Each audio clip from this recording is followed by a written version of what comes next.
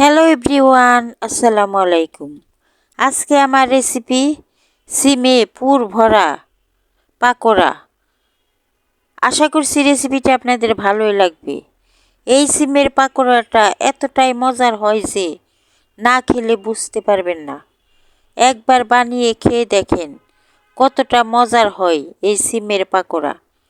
যদি আমার রেসিপিগুলো আপনাদের ভালো লাগে তাহলে একটা লাইক দিয়ে সাবস্ক্রাইব করে আমার পাশে থাকবেন আরও নতুন নতুন ভিডিও পাওয়ার জন্য।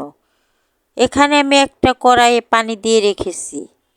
এখন কতগুলা সিম আমি এই পানির মধ্যে দিয়ে দিলাম, অল্প লবণ দিয়ে দিলাম। এখন সিমটাকে আমি আধা সিদ্ধ করে নেব। সিমটা সিদ্ধ হয়ে গেছে। এখানে 3টা আলু সিদ্ধ করে রেখেছি, তা আমি হাত দিয়ে ভালো করে ম্যাশ করে নেব। আলুগুলা ম্যাশ করার পর আলুর মধ্যে আমি স্বাদ মতো লবণ দিয়ে দিলাম। কেটে রেখেছি কাঁচামরিচ, পেঁয়াজ, তাও দিয়ে দিলাম। এখন আমি হাত দিয়ে ভালো করে আলুর এই পুরটা রেডি করে নিলাম। এখন যে সিমটা আমি সিদ্ধ করে রেখেছি তা আমি নিয়ে নিলাম। একটা ছাঁকনিতে সিমটাকে আমি রেখে দিয়েছিলাম পানি যাতে শুকিয়ে যায়। এখন দুই পাশের সিমে যে শির থাকে তা আমি ছুটিয়ে নিলাম। দেখেন কিভাবে ছুটিয়ে নিলাম। এখন মাঝখান দিয়ে আমি সিমটাকে ফেরে এর মধ্যে আলুর পুরটা আমি ভরে নেব। সিমটাকে সাবধানে মাঝখান দিয়ে ফেরে নিতে হবে, তা না হলে ছিঁড়ে যাবে। দেখেন আমি সিমের ভিতরে আলুর পুরটা ভরে নিতেছি। এখন সিমটা আমার রেডি হয়ে গেছে। আপনাদের সুবিধার্থে আমি আরেকটা সিম এইভাবে পুর ভরে দেখিয়ে দিব। আরেকটা সিম নিয়ে নিলাম। আরেকটা সিমের দুই পাশের শির আমি ছুটিয়ে নিলাম।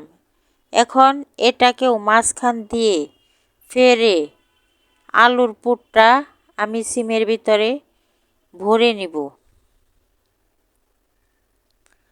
দেখে বুঝে নিতে হবে কিভাবে আলুর পুরটা ভরে নিতেছি। এখন এইভাবে সবগুলা সিমই আমি আলুর পুর ভরে রেডি করে নিলাম।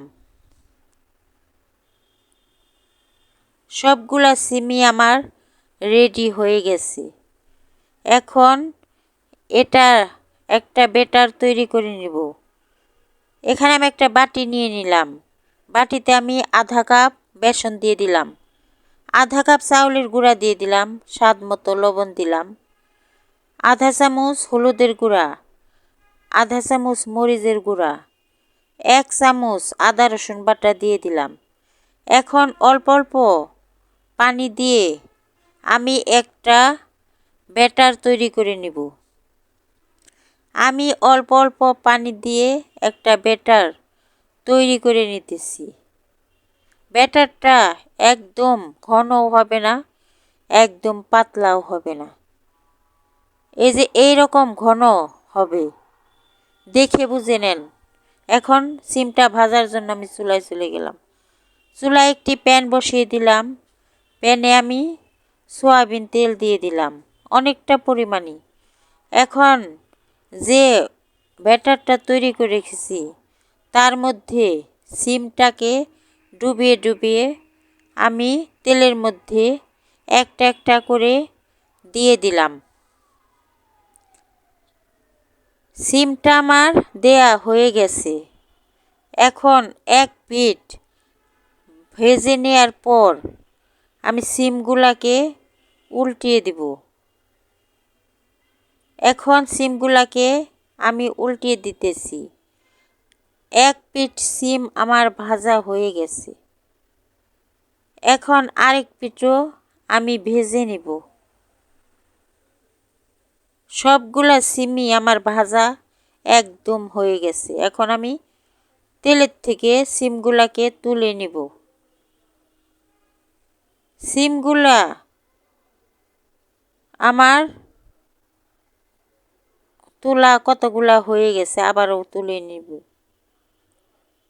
সিমগুলো আমার তোলা শেষ, সবগুলা সিমে আমি এইভাবে ভেজে নিলাম। কেমন হয়েছে আমার সিমের পাকোড়াগুলা? যদি আমার রেসিপিটি আপনাদের ভালো লাগে তাহলে একটা লাইক দিয়ে সাবস্ক্রাইব করে আমার পাশে থাকবেন আরও নতুন নতুন ভিডিও পাওয়ার জন্য। ধন্যবাদ সবাইকে।